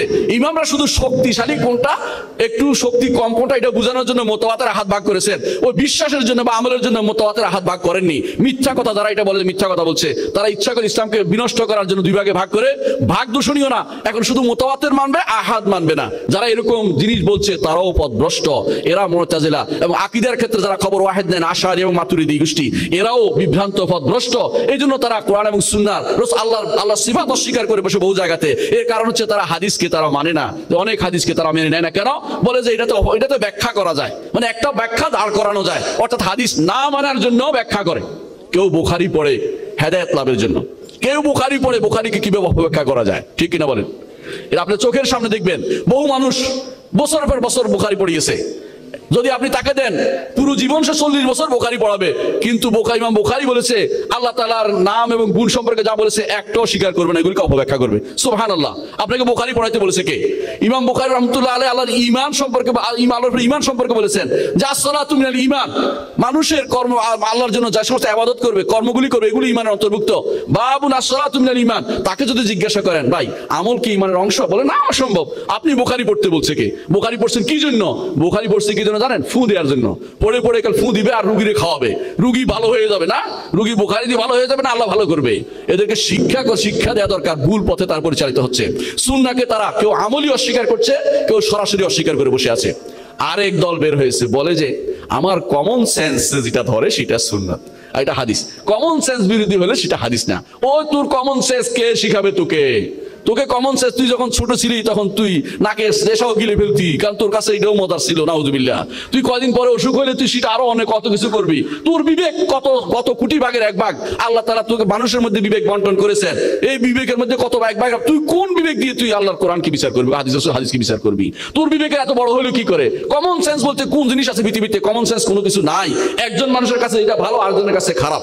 একজন মূর্তি পূজাকে ভালো জানে, আরেকজন খারাপ জানে। তোর কমন সেন্স কোনটা? কোনটা কমন সেন্স? কোনটা যেমন কমন সেন্স বলতে কোনো কিছু নাই। ফাইজলামি করে আল্লাহর দ্বীন সুন্নাহকে অস্বীকার করার জন্য সালাকি বের করেছে। এরপর বই লেখে একজনে যে এই প্রথমবারের মতো, সুবহানাল্লাহ, উম্মতের প্রথম যুগে লোকেরা কেউ কিছু করে নাই। প্রথমবারের মতো তারা কোরআন হাদিসকে কমন সেন্স দিয়ে, সনদ এবং মতন দিয়ে নাকি তারা শুদ্ধ করতেছে। ওরা বিভ্রান্ত, পথভ্রষ্ট, ওদের কথা শোনা যাবে না। ওরা সবচেয়ে নিকৃষ্টতম মানুষ এখন বর্তমানে। এদের পিছনে চলছে একটা বিরাট গোষ্ঠী, যাদের জ্ঞান নাই, যারা ওদের পিছনে চলে সবগুলি হচ্ছে হমুর, কার নাম হমুর মুস্তানফিরা। এরা হচ্ছে কিছু গাধার গোষ্ঠী, এলেম নাই, দিন নাই, বুঝে না কিছু না, কিন্তু শুধু আবেগকে তাড়িত হয়ে এদের পিছনে দৌড়াচ্ছে। কেন? যে ওনার এই আছে, এই আছে, সেই আছে, এলেম নাই, আল্লাহর দ্বীন সম্পর্কে তাদের জ্ঞান নাই। ওদের অনুসরণ করলে এই অবস্থায় পতিত হবে। রাসূলুল্লাহ সাল্লাল্লাহু আলাইহি ওয়াসাল্লাম বলেছেন ইত্তাখাযান নাস রুউসান জুহালা। শেষ জীবনে এসে, শেষ জমানায় এসে কিছু মানুষ মূর্খদের অনুসরণ করবে। ফাদাল্লু আদাল্লু, নিজেও তারা পথভ্রষ্ট হবে, অন্যকেও তারা পথভ্রষ্ট করবে। এভাবে কিছু মানুষ কি তাকদীসুল আকল, বিবেককে তারা প্রাধান্য দিচ্ছে, যে কমন সেন্সকে প্রাধান্য দিয়ে তারা চলেছে। কোরআন এবং সুন্নাহ যা বলেছে, আপনার কমন সেন্স না ধরলেও সেটা সত্য। মুহাম্মদ রাসূলুল্লাহ সাল্লাল্লাহু আলাইহি ওয়াসাল্লাম বলেছেন কারো দুধে যদি মাছি পড়ে যায় কি করতে বলেছে? হ্যাঁ, ডুবাই দিতে বলেছে। আপনার কমন সেন্স বলতেছে ইস এ কি করলো রে। আপনার ঈমান আছে? না, ঈমান নাই। ওই কমন সেন্সে কাজ হবে না। রাসূল বলেছেন সত্য, কিন্তু তারা চালাকি করে বলে কি এটা তো হতে পারে, সাহাবী বলছে হতে পারে, অনুবাদ করছে হতে পারে, এটা করছে হতে পারে, অর্থাৎ তিনি সুন্নাহর উপর আমল করবেন না, সুন্নাহর উপর আমল করবেন না। যারা এই বর্তমান ফিতনাতে পতিত হয়েছে অনেকেই সেটা করে থাকে। আপনারা দেখবেন এই ফিতনার অনুসারীরা আজ বেশি, অনেকেই সুন্নাহ অস্বীকার করে আছে। সুন্নাহ যে ব্যক্তি অস্বীকার করবে তার কাছে ভালো কিছু পাবেন না, মনে রাখবেন। সুন্নাহ অস্বীকার করে যাবে। আবার বিপরীতে তারা আরেক গোষ্ঠী বের হয়েছে, দুর্বল আর বানোয়ার, এবং এমন জিনিস আনবে যা কোরআন সুন্নাহ আল্লাহ তাআলা বলেন নাই। বানিয়ে বানিয়ে নিজের পক্ষ থেকে হাদিস বানিয়ে হইলো তার কাছে হয়। হাদিস যদি বানোয়ারটা হয়, যদি বাস্তবের সাথে মিশে যায়, ঠিক আছে, নাউজুবিল্লাহ। কে বলছে আপনাকে এটা ঠিক? কেউ এটা দিয়ে এসে এই বানোয়াট হাদিসগুলো নিয়ে এসে কিয়ামতের আলামত বানাই ফেলতেছে। কিয়ামতের আলামত বুঝেন কিনা? মানে এই অমুক তারিখে ওই মাহাদি চলে আসতেছে, অমুক তারিখে দাজ্জাল চলে আসতেছে, অমুক খানে যুদ্ধ হয়ে যাচ্ছে, এখন বোধহয় রাশিয়া আমেরিকা গন্ডগোল লাগবে, এখন বোধহয় ভারতের আর পাকিস্তানের যুদ্ধ লাগবে, মুসলমানদের ভারতের মালহামাদুল হিন্দ কায়েম হয়ে যাচ্ছে। এগুলি বানিয়ে বানিয়ে মিথ্যা হাদিসগুলো একত্র করে একটা নতুন কনস্টিটিউশন মিলিয়ে দেয় আস্তে আস্তে। হ্যাঁ, মিলিয়ে দিয়ে বলে যে এখন একটা কিছু নেন আপনারা। এগুলি হচ্ছে বিভ্রান্তির অতল তলে গহরে চলে যাচ্ছে মানুষ। এগুলি নিতে পারবেন না। সহিহ হাদিস ছাড়া অন্য কোনো হাদিস দিয়ে দলিল দেওয়া যায় না, এবং বানোয়াট কোনো কিছু দিয়ে কোনোদিন কিছু সাব্যস্ত হবে না, দুর্বল হাদিস দিয়ে আকীদা তো কোনোভাবেই সাব্যস্ত হবে না।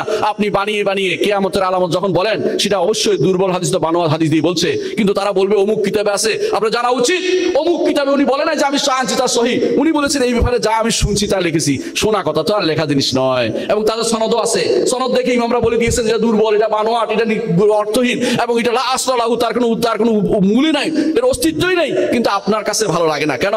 মিলে নাই তো। সুন্দর আপনার যুবকরা খুব খুশি হয় নতুন একটা তথ্য দিলে। আমি এখন স্পষ্ট বলি, 3 দিন পরে পশ্চিম দিগন্তে একটা আওয়াজ হবে, সে আওয়াজ হচ্ছে এই হবে। আপনি দেখুন হ্যাঁ কি হচ্ছে, ঘটনাটা কি হবে, এটা শুনতে, কিন্তু মিথ্যা কথা, পুরোটা মিথ্যা কথা। আপনার কাছে ভালো লাগবে কেন?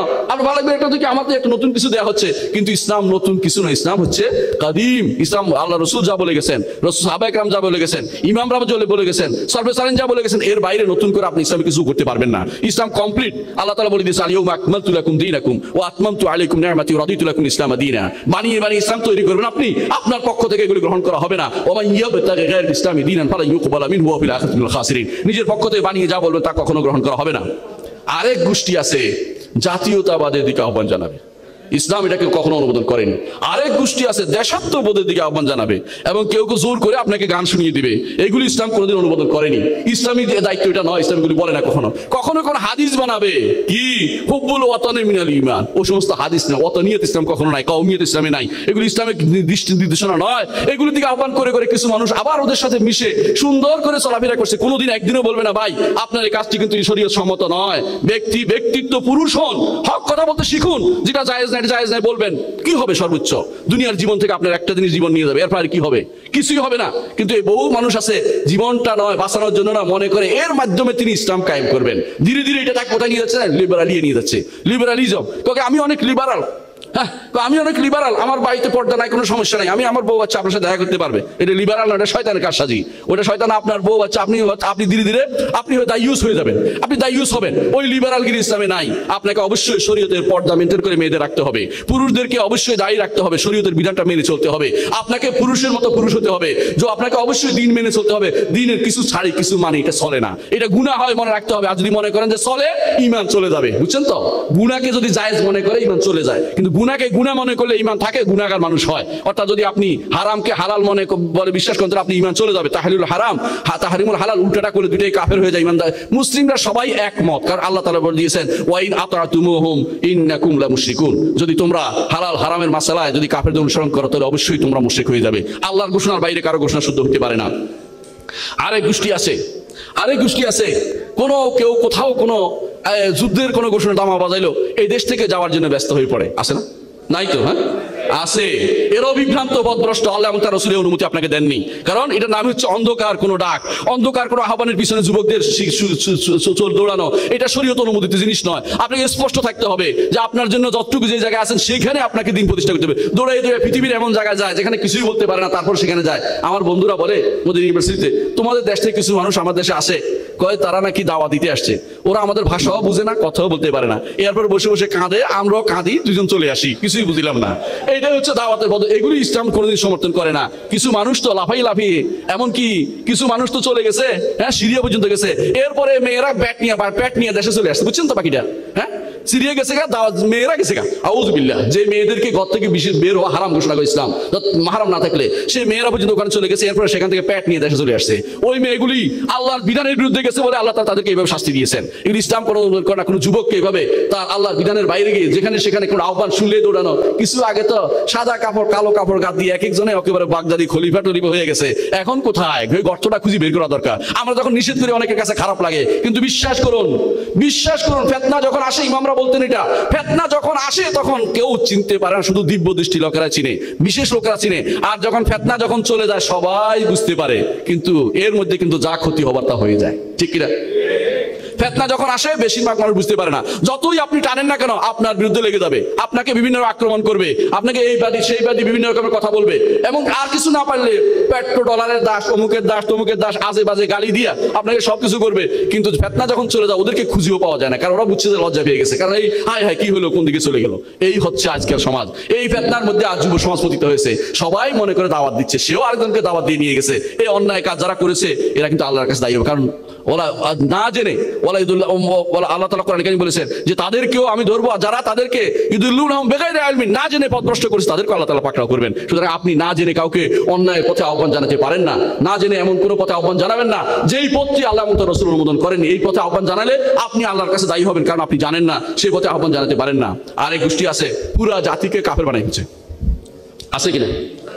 আছে, পুরো মুসলিম বিশ্বকে কাফের বানাই হচ্ছে। ওরে আল্লাহ রে, তোমাকে তাকফির করার অনুমতি কে দিয়েছে? তাকফির কি এত সোজা জিনিস নাকি? আমরা মানুষকে বলি এই কাজ করলে কাফের হয়, কিন্তু ব্যক্তিকে বলি না। চিনতে হবে আহলুস সুন্নাহ ওয়াল জামাতের কথা। এই কাজটি করলে কাফের হয় নিঃসন্দেহে, কেউ এটা করলে কাফের, হারামকে হালাল বলে কাফের হয়, কিন্তু একটা ব্যক্তি বলছে হারাম, এইটা মদ খাওয়া, যদি কেউ দেবে সুদ খাওয়া হালাল, আমি তাকে বলবো না তুমি কাফের, বলবো না। তো কতক্ষণ পর্যন্ত? কতক্ষণ? এক নম্বর তাকে বলতে হবে ভাই এটা কিন্তু কোরআন এবং সুন্নাহ বিরোধী কথা, এক নম্বর। তার সন্দেহ দূর করতে হবে দুইটা জিনিস, এই শর্ত দুটো পূরণ করতে হবে। তারপরে পাঁচটা জিনিস দেখতে হবে যেটার কারণে তাকে আমরা কাফের বলি না। কিরকম? তার কোনো মূর্খতা আছে কিনা, অজানা অজ্ঞতা আছে কিনা, ভুল করে বলে ফেলছে কিনা, ভুল করে বলে ফেলছে কিনা, অথবা এই লোকটি এমন কিনা যে তাকে জোর করে কেউ বলাচ্ছে, এরকম কোনো কিছু আছে কিনা, অথবা সে অন্ধ অনুসরণ করে করছে কিনা, অন্ধ অনুসরণ করে করছে কিনা, এই জাতীয় জিনিসগুলো। অথবা এই লোকটি, যে লোকটি এই কথাটি বলেছে, এমন কি হতে পারে যে লোকটার মুখ ফসকে বেড়ে গেছে, আসলে সে ইচ্ছা করে বলতে চায়নি, অথবা তার কোনো ভুল তাওয়িল অপব্যাখ্যা আছে কিনা, অপব্যাখ্যা আছে কিনা। এই পাঁচটি জিনিস বলেছি, এই পাঁচটি জিনিস যতক্ষণ পর্যন্ত আপনার কমপ্লিট না হবে ততক্ষণ পর্যন্ত কাউকে সরাসরি একজনকে কাফের বলতে পারেন না। কিন্তু আমরা আমভাবে বলি এই কাজ কবর সিজদা দিলে কাফের হয়ে যাবে। একজন মানুষ কবর সিজদা দিলে বলি যে পাঁচটি জিনিস কোনো নাই, বাদ আছে কিনা, দুইটি শর্ত পূরণ হয়েছে কিনা দেখি। প্রত্যেকটা জিনিস এরকম দুইটি শর্ত, পাঁচটি বিরত রাখার কারণ, পাঁচটি কারণ দূর হয়েছে কিনা দেখি। এইটাই হচ্ছে আহলুস সুন্নাহ ওয়াল জামাতের নিয়ম। আর যারা বেদাতীদের কাজ হচ্ছে সব কাফের। সুতরাং কাফের যেহেতু মারো আর ধরো, যারা ইচ্ছে তারে মারো, নাউযুবিল্লাহ। ইসলাম কখনো এটি অনুমোদন করে। এই ফিতনা এখন সবচেয়ে বেশি যুবকদের মধ্যে ফিতনা চালু হয়েছে। যুবকরা বাড়াইতে বাড়াইতে এমন অবস্থায় চলে গেছে, অমুকে তিনি তো সুদ খায়, যেহেতু সুদ খায় সেহেতু সুদ খাওয়ার কারণে তার বাড়িতে যাওয়া যাবে না। আচ্ছা, এখন তাকে সালাম দেওয়া যাবে না, এখন তাকে মসজিদে আসলে তার মসজিদ ধুয়ে ফেলতে হবে নাকি? এরপরে সে যদি মসজিদে আসলে তার এই করতে শুরু হয়ে গেছে, একটার পর একটা। এগুলো ফিতনাবাজদের কাজ, এগুলো ফিতনাবাজদের কাজ। গুনাহগার যারা রাসূলের যুগে গুনাহগার মানুষ ছিলেন কিনা? রাসূল হজ জারি করছেন না? পাথর মারছেন না? মারছেন কিনা? হাত কাটছেন কিনা? কাটছেন। রাসূল কি বলছেন যে এই লোক আসার কারণে জায়গাটা নাপাক হয়ে গেছে, এই লোকের ভালো জানলে সে মানুষ হয়ে যাবে? মানুষ কিছু নিজের বসে বসে বানিয়ে নতুন একটা পদ্ধতি আবিষ্কার করে এবং কিছু মানুষকে সেদিকে আহ্বান করে। ইমরান নজর হোসেন নামে এক ব্যক্তি বসে আছে, সেই তিনিদার টোবাগোতে, সে নতুন পদ্ধতি আবিষ্কার করে সারা দুনিয়ার মুসলিমদেরকে তাকফির করতেছে। আর আমাদের দেশে যুবক সমাজের আইডন আইকল বের হইয়া সেও এগুলি বলে বেড়াচ্ছে যে টাকা হচ্ছে নাজায়েজ, তারপরে কেউ বলবে ওই ডলার হচ্ছে দাজ্জাল, ও কেউ বলবে ওই ইয়াজুজ মাজ হচ্ছে ইউরোপিয়ানরা, কেউ বলবে ইউরোপিয়ান সভ্যতা হচ্ছে ইয়াজুজ মাজ। বানিয়ে তোমাকে এটা বলছে কে? যেখানে রাসূলুল্লাহ সাল্লাল্লাহু আলাইহি ওয়াসাল্লাম বলেছেন যে ইহুদি মায়ের সন্তান হবে দাজ্জাল, সেখানে আপনি দাজ্জালকে ইহুদি মা কোথায়, বাচ্চা কোথায় আপনি বানাই ফেলেন, যে সভ্যতাকে ইহুদি দাজ্জাল বানাই ফেলেন। কিসের ভিত্তিতে? আপনি একটা টাকা যখন হারাম বলেন, আপনি তো এই দেশের গাড়িতে চড়েন না, নাকি চড়েন? বিনা আপনি কি কোন টাকা দেন? আপনি কি সোনার টাকা দেন নাকি মানুষের? আপনি কিসের কি ব্যবহার করেন? আপনি বলেন এই এলাকার সোনার খারাপ অর্থে পারে, মানে স্বর্ণের অর্থে বলছি। তো আপনি কিসের টাকা দেন এটা আপনি বুঝে নেন, মানে আপনি কিসের কি টাকা দিচ্ছেন? আপনি যে হারাম যে বলেন, কিসের ভিত্তিতে বলেন? কিছু মানুষ এরকম আছে কিনা? নাই, আছে। এগুলি বড় ফিতনা। উম্মতের মধ্যে এই ফিতনা যারা চালু করেছে, মনে রাখবেন, এরা উম্মতের মধ্যে এরা না জেনে কথা বলে, এদের না আছে কোনো শিক্ষাগত যোগ্যতা, এরা কোনোদিন আলেমদের কাছে পড়েনি, সত্যিকার আলেমদের কাছে পড়েনি, পড়লেও ওই প্রথম বিগতে আছে। মনে রাখবেন, আমি প্রায় বলে থাকি ইলম হচ্ছে সালাসু আসবাব। ইমাম শাফিঈ বলতেন ইলম হচ্ছে তিন বিগত, বুঝেন? বিগত প্রথম বিগতে ঢুকলে মনে করে বিশাল কিছু হয়ে গেছি, আমার সাথে কে পারে? আমি এখন কথা বলে সুন্দর করে আমি দুনিয়া সব মোটিভেশন করে ফেলবো, মোটিভেশনাল স্পিকার। এখন তিনি মোটিভেশন করবেন, এরপর মোটিভেশন লাগাবে। হ্যাঁ, তো মোটিভেশনাল স্পিকার হয়ে যায় এরা, এখন মোটিভেট করতে শিখে যায় এবং সারা দুনিয়াকে মোটিভেশন করছে। কথার ভিতরে 100টা বললে যদি 90টা ভুল পাওয়া যাবে, কিন্তু ঠিক এগুলি কেউ ধরতে চায় না। কেন? কার লোকে কে ঝগড়া করবে, এটা স্বাধীন উন্মুক্ত দেয়, যা ইচ্ছে সব বলতেছে, কিন্তু আমাদের ঈমান তো হরণ করছে। আমাদের কিছু বলতেই তো হচ্ছে, না বললে তো আল্লাহর কাছে দায়ী হতে হবে, এই জন্য বলতে হয় আমাদেরকে। কিন্তু কখনো কখনো মানুষ এটা গ্রহণ করে খারাপ ভাবে, যে হ্যাঁ দরকার আছে ওনারটা উনি বলুক, আপনারটা আপনি বলুন। না, ওনারটা উনি বলতে দেওয়া হবে না, কারণ অন্যায় করছে, ওনার বিরুদ্ধে কথা বলার অধিকার আমার আছে। কারণ কোরআন এবং সুন্নাহকে বিকৃত করার অধিকার মানুষ থাকলে, ঈমানদার থাকলে বিকৃত করার অধিকার কেউ দেয় না। কোরআন এবং সুন্নাহ ঈমানের একটা অংশই হচ্ছে আদ-দাফউ আন শরিয়াতি আন সুন্নতি, রাসূলের সুন্নাত এবং শরীয়ত থেকে প্রতিরোধ করা, এটা ঈমানের একটা দাবি। যে ব্যক্তি সেটা করতে পারেনি তার মধ্যে অবশ্যই ঈমানের দুর্বলতা রয়েছে। সুতরাং মনে রাখতে হবে, এই জাতীয় মানুষগুলো যারা আজ আমাদের বিভ্রান্ত করছে আমাদের সমাজে, এদের কম নেই। এই এক ধরনের ফিতনা আমাদের মধ্যে রয়ে গেছে। এগুলি হচ্ছে এলমি ফিতনা, জ্ঞানের ফিতনা, না জানার। দ্বিতীয় বিবেকতে ঢুকলে কি করে? দ্বিতীয় বিবেক ঢুকলে তখন সে জানার আগ্রহ আরো বেড়ে যায়, আরো বেশি জানতে চায়। নতুন করে এটা কিনবো, ওইটা পড়বো। তৃতীয় বিগতে ঢুকলে মনে করে আমার মতো জাহের আর কেউ নাই। আজকের আমাদের সমাজে এখন পর্যন্ত আমরা সবাই প্রথম বিগতে আটকে আছি, কিন্তু এমন অবস্থা দাঁড়িয়ে আছি যে আমরা সবকিছু জানি। ভুল হইলেও জীবনে শুধরাবো না, প্রয়োজনে এটাকে পেঁচিয়ে আরেকটা বানাবো, তারপর সোজা করতে রাজি হবো না। ভুল হয়েছিল বলতে রাজি নেই, কারণ ভুল বললে তার একটা অপমানের বিষয় আছে। হ্যাঁ, সে এখন বিশাল কিছু হয়ে গেছে, তার এখন লক্ষ লক্ষ কোটি ফলোয়ার হয়ে গেছে, কিন্তু এই ফলোয়ার দিয়ে আপনি পার হইতে পারবেন না। আল্লাহর কাছে হয়তো একটা টিক চিহ্ন জান্নাতে যাওয়া যথেষ্ট, আর হাজার হাজার মানুষের টিক চিহ্ন দিয়ে কিছু হবে না। ওই লাইকে আপনাকে জান্নাত দিবে না, কারণ আপনি মানুষকে পথভ্রষ্ট করছেন। এই পথভ্রষ্টতা দায়িত্ব আপনাকে নিতে হবে, আপনাকে নিতে হবে। রাসূলুল্লাহ সাল্লাল্লাহু আলাইহি ওয়াসাল্লাম বলেছেন, মান দাআ ইলা দালালাতিন, যে কেউ কোনো পথভ্রষ্টার দিকে আহ্বান করবে, কিয়ামত পর্যন্ত যত মানুষ এই পথভ্রষ্টতার পথে চলবে তার মধ্যে গুনাহ তার আমলনামায় লিখিত হতে থাকবে। নাউযুবিল্লাহ। এজন্য ঈমানদার অবশ্যই চিন্তা করবে কার অনুসরণ করছে এবং কাদের অনুসরণ করে চলছে, সেটা আমাকে জানতে হবে। দ্বিতীয় কিছু ফিতনা আমাদের সমাজে আছে, সেটা হচ্ছে মিথ্যার ফিতনা। মিথ্যার ফিতনা বুঝেন কিনা? একজন আরেকজনের ফেসবুক হইয়া আমাদের মিথ্যা আরো কয়েকজন বাড়িয়ে দিয়েছে। একে অপরের বিরুদ্ধে না জেনে কথাবার্তা বলা, হক যেটা উল্টাটা বলে দেয়া, উনিটা বলেন নাই কাইটা কাকফিস করে আরখানে লাগিয়ে দেয়া, এটা কিন্তু কাকফিস মাস্টারদের খুব ভালোই পারে। এমন এমন কথা বলবে। একজন আমাকে বলছে, আপনার সাথে কথা বলছে, আমি আমার কথা বলার সময় নাই। এটা কাজে করে জাকারিয়া পালালো, দেহবাদী জাকারিয়া পালিয়ে গেছে। দুইটা কথা, কোথায় পালাইলো? আমি তো আমার বলছি কথা বলার সময় নেই, কারণ আমি কথা বলতে পারি। আমার কথা আপনি পড়ে দেখেন, আমার এত সময় নেই কথা বলার। উনি মনে করছে ওনাদের, আমি তো জানিও না যে উনি কে কথা বলতেছে, এটাও তো জানি না। আমি বলছি আমার এখন কথা বলার সময় নাই, নিশ্চয়ই কোনো সেমিনারে আলোচনা ছিলাম, কথা বলার সময় নাই। উনি এখন হচ্ছে অমুক পালিয়ে গেল। আর দেহবাদী, এই তো মিথ্যা কথা বললো দেহবাদী। আমরা কোনোদিন আল্লাহকে দেহ বলি নাকি? আমরা তো বলি নাকি? এই মিথ্যা কথা যারা বলছে এরা কি? এরা হচ্ছে কালবুল হাকায়েক, হককে পরিবর্তন করে দেয়। এরা হককে পরিবর্তন, বাতিল পরিবর্তন করে মানুষের কাছে নিজেদের পণ্য চারি করতে চায়। এরা সবচেয়ে বড় ফিতনাবাজ। এদের মধ্যে এক গোষ্ঠী আছে, এই জন্য দেখবেন তাআসসুবের দিকে ডাকছে, অন্ধ অনুসরণের দিকে ডাকছে। কোরআন এবং সুন্নাহর কথা বলা হলে এরা বলবে যে আমাদের ইমাম কি কম জানতো? আরে আমাদের ইমাম যা বলছে তাও তো তুমি মানো না। ইমাম যা বলছে তা যদি মানো তাও কিন্তু হয়। আব্দুল্লাহ জাহাঙ্গীর রহমতুল্লাহ আলাইহি যখন শরফেকুল আকবর লিখলো, কিছু মানুষের গাত্র দাহ আরম্ভ হয়ে গেল, কারণ আকীদার ক্ষেত্রে আবু হানিফা রহমতুল্লাহ আলাইহি সর্বসাধারণ আকীদায় পোষণ করতেন। কিন্তু যখন দেখে এটা তো তাদের মন মতো হয় না, তখন বলে যে এই কিতাব আবু হানিফা রহমতুল্লাহ আলাইহি না। আরে যদি আবু হানিফা রহমতুল্লাহ আলাইহি যদি না হতো, এই কিতাব হানাফিরা ব্যাখ্যা করছে কিনা আগে শোনো। এই কিতাব কি আমি বানাইছি না আব্দুল্লাহ জাহাঙ্গীর বানাইছে? এই কিতাব অবশ্যই হানাফিরা ব্যাখ্যা করছে, মোল্লা আলী কারি হানাফি ব্যাখ্যা করছে, মেঘনিসাবি ব্যাখ্যা করছে, যুগে যুগে আলেমরা ব্যাখ্যা করেছে। তাহলে এই কিতাব যদি হানাফিদের কিতাব ব্যাখ্যা করে থাকে, এখন যদি হানাফিদের না কেন? কারণ তার আকীদার বিরোধী হয়েছে, তার মাযহাব বিরোধী হয়েছে, তার মনের বিরুদ্ধে হয়েছে, এই জন্য সে এখন এটা গ্রহণ করবে না। তার মন মতো হলে যদি এটা পায়খানা হয়, এটা সে গ্রহণ করে নিবে। নাউযুবিল্লাহ। কিছু মানুষ আছে আলেমদের পিছে ঘুরবে না, তথাকথিত দার্শনিক চিন্তাবিদ এদের পিছনে ঘুরতে খুব পছন্দ করে। হ্যাঁ, আমার কাছে যদি কেউ বলে অমুক, আমাকে কেউ চিন্তাবিদ বললে আমার খুব কষ্ট হয়, কারণ আমি চিন্তাবিদ না। চিন্তা করে ইসলামে কোনো উপকার করা যায় না। ইসলাম বলছে চিন্তা করে ঈমান বাড়াতে, চিন্তা করে নতুন কিছু বানাইতে বলে নাই, নতুন কিছু বানাইতে বলে নাই। চিন্তা করলে ঈমান বাড়ে। ওয়া তাফাক্কারুনা ফি খালকিস সামাওয়াতি ওয়াল আরদ রব্বানা মা খালাকতা হাযা বাতিলান সুবহানাকা ফাকিনা আযাবান নার। আসমান জমিনে চিন্তা করে বলবেন কি? রব্বানা মা খালাকতা হাযা বাতিলান। ঈমান আপনার বাড়বে। আল্লাহ আপনি বাতিল যেগুলো সৃষ্টি করেননি, অসার সৃষ্টি করেননি, কিন্তু চিন্তা করে কোনো কিছু বানালেন, চিন্তা করে নতুন একটা পদ্ধতি আবিষ্কার করবেন, যে পদ্ধতি কোরআন সুন্নাহর সাথে কন্ট্রাডিক্টরি, ওই পদ্ধতি, ওই চিন্তাকে ঘৃণা করি। ওই চিন্তা কোনো চিন্তাবিদ আমাদের কাজে লাগে না। এরকম চিন্তাবিদ বললে আমার একটু ভয় লাগে যে চিন্তাবিদ আমি ওরকম না, কারণ আমান্না ওয়া সাল্লাম না। সাহাবা একরাম চিন্তাবিদ ছিলেন না। আর সাহাবা একরাম কি করতেন? যখন তাদেরকে কোরআন আয়াত শোনানো হতো, সামি'না ওয়া আতা'না, শুনলাম আনুগত্য করলাম, চিন্তা করে চলতো না। চিন্তা তারা করে, এরকম চিন্তা করে করে নতুন কিছু আবিষ্কার করে, সারা রাত ধরে চিন্তা করে, আবার চিন্তা করে বের করছে এইটা বলতে হবে, ওইটা করতে হবে, ওইটা কোরআন সুন্নাহর কথা না, ওইটা ব্যক্তির কথা, ওই ব্যক্তির কথা দূরে থাকতে হবে। কিছু মানুষ কিন্তু চিন্তাবিদদের পিছনে খুব পছন্দ করে। কত বড় চিন্তাবিদ, ওই চিন্তাবিদ দিয়ে কাজ হয় না। আন্তর্জাতিক খ্যাতি সম্পন্ন চিন্তাবিদ এভাবে বলতে থাকে, আর খ্যাতি সম্পন্ন তো এরকম বলতে থাকে, এই খ্যাতি দিয়ে কোনো কাজে আসে না। আন্তর্জাতিক হয়, দেখবেন তার পাসপোর্টও নাই। এরকম ব্যক্তিরা দেখবেন আন্তর্জাতিক হয়ে গেছে, ও খ্যাতি সম্পন্ন। আমাকে তো বললে আমাকে রাগ উঠে, আমি বলি যে আমি জীবনে কথাই বলবো না তোমার এখানে, কারণ আমি এত বড় কেউ না। আমি একজন টিচার, এই টিচার আমার জন্য যথেষ্ট। শিক্ষক, এই শিক্ষক হিসেবে আমার পরিচয় দিলে আমি খুশি হই, কারণ সত্যি সত্যি আমি শিক্ষক। পড়াইতে পারি, দাসখত টানতে পারি, মুছতে পারি। আমি যখন ক্লাসে যাই মুছি, লেখি, কেউ ছাত্র বুঝে নাই, বুঝছে লিখে দেয়, এটা আলহামদুলিল্লাহ আমার জন্য বড় কিছু। কারণ রাসূলুল্লাহ সাল্লাল্লাহু আলাইহি ওয়াসাল্লাম বলেছেন, বুইস্তু মুআল্লিমান, আমাকে মুআল্লিম করে, আমাকে শিক্ষক করে পাঠানো হয়েছে। মুফাক্কিরান করে রাসূল একবারও বলেন নাই। ওসব চিন্তাবিদ হওয়ার দরকার নাই। কিছু মানুষ চিন্তাবিদের পিছনে হাঁটা শুরু করে দিয়েছে, এগুলি বর্তমান জমানার ফিতনা। রাসূলুল্লাহ সাল্লাল্লাহু আলাইহি ওয়াসাল্লাম আর দুইটা কথা বলেছেন একটা হাদিসে। তিনি বলেছেন, আমার উম্মতের হালাক রয়েছে কোরআনে ও লবণ, কোরআনে এবং লবণে। কোরআন বুঝেন তো? কোরআন বুঝেন?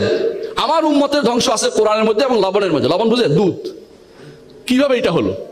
কারণ কোরআনের অপব্যাখ্যা করে তারা নতুন কিছু দাঁড় করাবে, কোরআনের অপব্যাখ্যা করবে।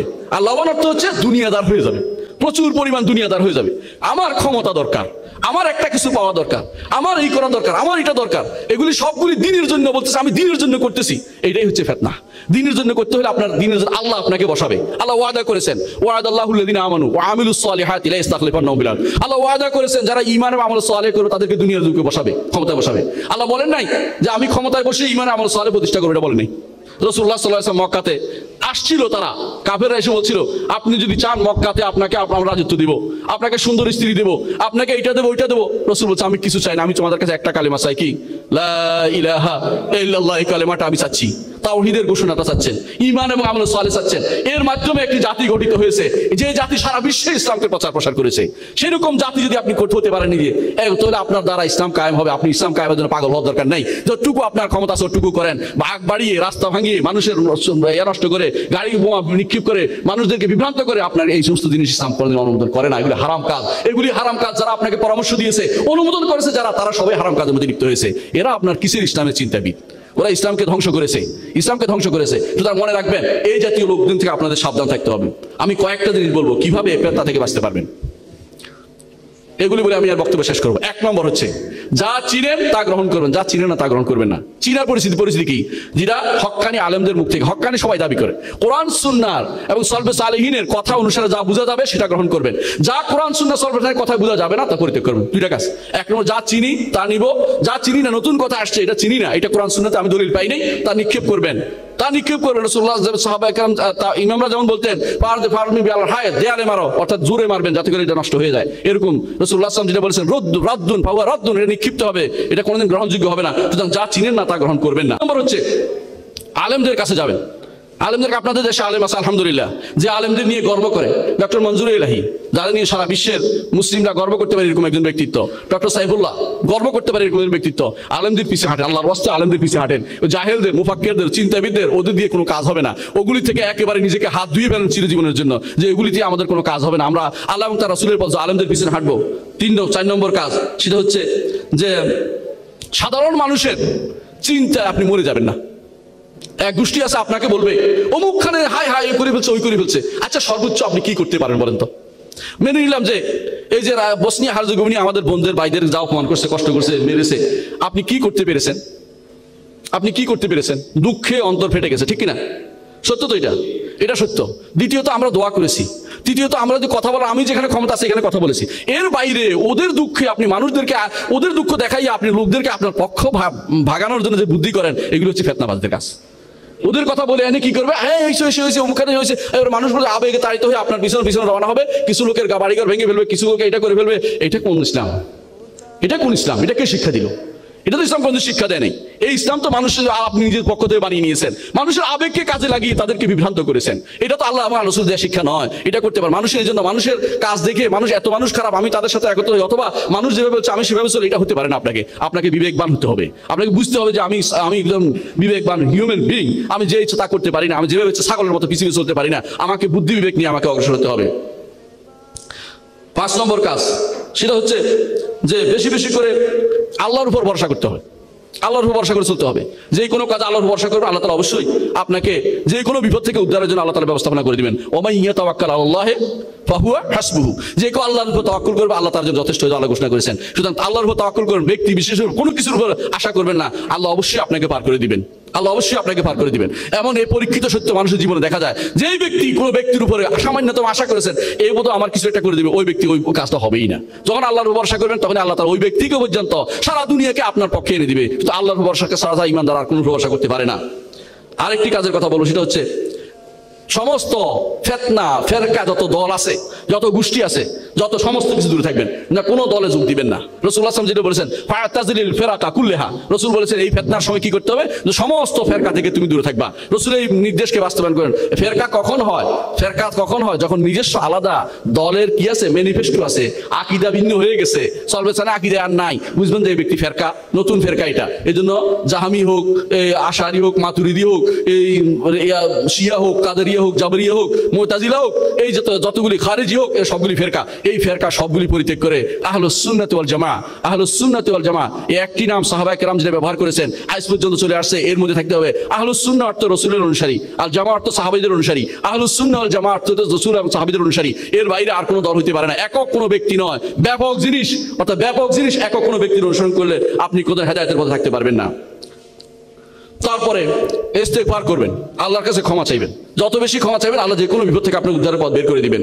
তারপরে 9 নম্বর হচ্ছে ফিতনা থেকে বাঁচার চেষ্টা করবেন। ফিতনা আল্লাহর কাছে আউযু বিল্লাহি মিনাল ফিতান বলবেন। যখন আমরা শেষ বৈঠকে বসে কি বলি? আল্লাহুম্মা আউযু বিকা মিন আযাবিল কবর ওয়া মিন ফিতনাতিল মাহইয়া ওয়াল মামাত ওয়া মিন ফিতনাতিল মাসিহিদ দাজ্জাল। এমন কি বাইরে সবসময় ফিতনাতে আল্লাহর কাছে আল্লাহ আউযু বিকা মিনাল ফিতান মিনাল ফিতানে মা যাহরা মিনহু ওয়া বাতান। রাসূলুল্লাহ সাল্লাল্লাহু আলাইহি ওয়াসাল্লাম বলেছেন কিয়ামতের আগে একটা সময় হবে, সকালবেলা ঈমানদার থাকবে, বিকালবেলা কাফের হয়ে যাবে। বিকালবেলা ঈমানদার থাকলে সকালে কাফের হয়ে চলে আসবে। ঠিক এই যুগটা চলে আসছে। সত্যি সত্যি আমাদের কাছে মনে হচ্ছে এটাই, কারণ এমন অবস্থা তৈরি হচ্ছে, আপনার মধ্যে এমন এমন জিনিস তৈরি হচ্ছে। ফিতনা, যুবক কি বলে আশ্চর্য হতে হয়, ছেলেরা ছেলেদের বিয়ে হচ্ছে, মেয়েরা মেয়েদের বিয়ে হচ্ছে। এখন যদি আপনি কোনো মেয়েকে বলেন যে পর্দা করতে, আপনার উপর দিয়ে আগুন দুনিয়া সব একসাথে হয়ে যাবে, দেখছেন না? কোনো ছেলেকে বলে দাড়ি রাখতে বলেন, আপনাকে আরো খারাপ ব্যবহার করবে। এমন কি কোনো ছেলে ফোন করে বলে আমি দাড়ি রাখতে চাই, আমার বাবা মা নিষেধ করে। ফিতনা কোথায় চলে গেছে? একসময় বাবা মারা সন্তানকে যেখানে পথ দেখাবে সেখানে উল্টো হয়ে গেছে। সন্তান ভালো হতে চায়, বাবা মা হতে দিবে না। নাউজুবিল্লাহ। ফিতনা কেমন চলে গেছে আপনি বুঝতে পারছেন?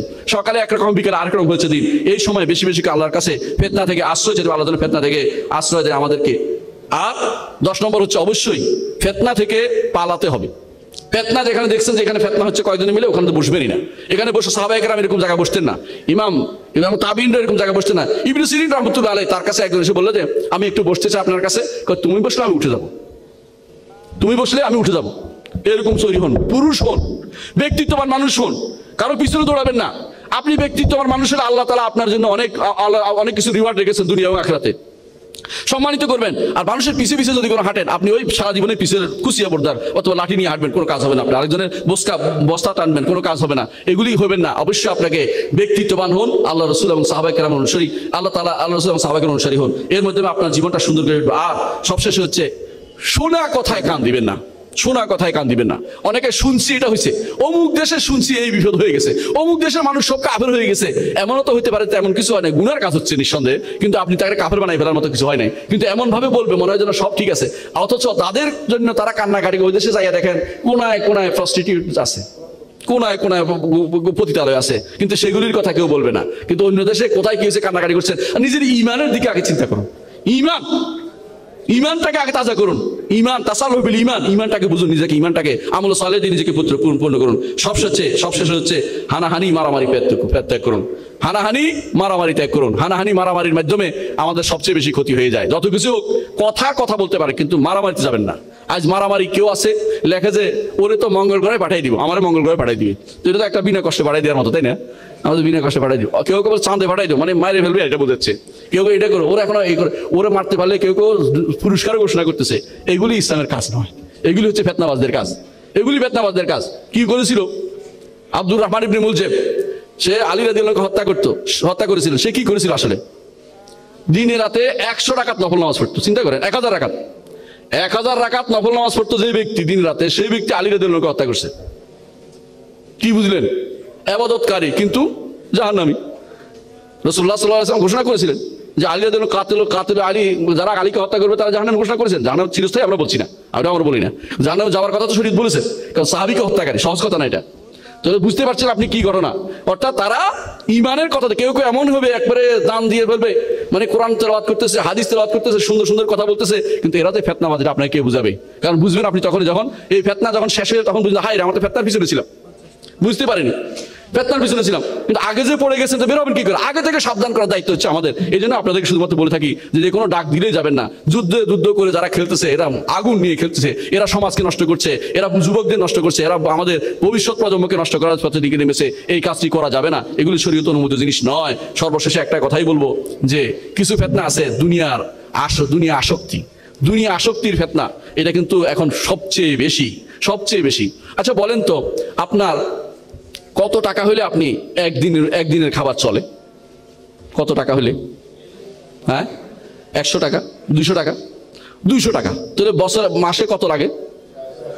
6000 টাকা। আপনি 1 লাখ টাকা পাইলেও আপনার আর লোভ কিন্তু শান্তিছে না। আপনি আরো চাই। এটা কিন্তু এত বেশি হচ্ছে, এই কারণে আপনাকে ওই হারামটাকে হালাল করার জন্য অনেক সময় লাইন ধরে।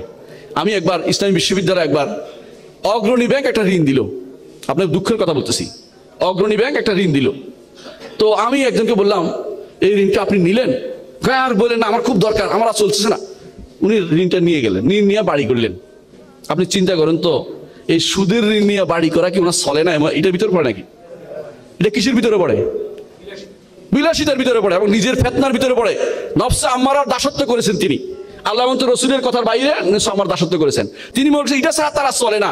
এটা যদি না দিত তার চলতো না, না দিত চলতো না। তো এটা ছাড়া তার চলে না, মিথ্যা কথা বলেছে। অনেক মানুষই ঋণ নিচ্ছে, বাড়ি করছে, সুদ খাচ্ছে, তারপর বলে আমার এটা ছাড়া চলে না, নাউজুবিল্লাহ। আর যারা ইউরোপ আমেরিকায় বাস করে প্রত্যেকেই কি করে, ঋণ নেয়, বিভিন্ন থেকে ঋণ নেয়। বলে যে আমাদের আলেমরা বলছে জায়েজ আছে। আলেমরা কি জায়েজ করার মালিক নাকি? জায়েজ করার মালিক কে? আল্লাহ।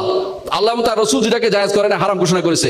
আল্লাহ বলেছেন ফাদানু বিহারবিন মিনাল্লাহি ওয়া রাসূলিহি, আল্লাহ তার রসুল যুদ্ধে নামো। আর রসুল বলেছেন যে মায়ের সাথে জিনা করার মতো বড় গুনাহ, সেটাকে আলেমরা নাকি জায়েজ করে দিয়েছে। ওই আলেমরাও ফিতনাবাজ, ওই বেটিও ফিতনাবাজ, ফিতনা পড়ে গেছে। আলা ফিল ফিতনাতি সাকাতু, ফিতনার মধ্যে তারা পড়ে আছে, কিন্তু এখান থেকে বের হতে পারছে না। আল্লাহ আমাদেরকে ফিতনা থেকে হেফাজত করুন এবং দ্বীনকে বুঝার তৌফিক দান করুন, কোরআন এবং সুন্নাহকে মানার তৌফিক দান করুন। এবং কোরআন সুন্নাহ মানার ক্ষেত্রে নিজের বুঝ অনুযায়ী নয়, ব্যক্তির বুঝ অনুযায়ী নয়, বরং সালফে সালেহিনের বুঝ অনুযায়ী আমাদের কোরআন সুন্নাহ মানতে হবে। এবং কোন ব্যক্তি বিশেষের পিছনে না দৌড়িয়ে একমাত্র কোরআন এবং সুন্নাহকে জীবন ধারণ করতে হবে। সে তৌফিক আল্লাহ আমাদের দিন।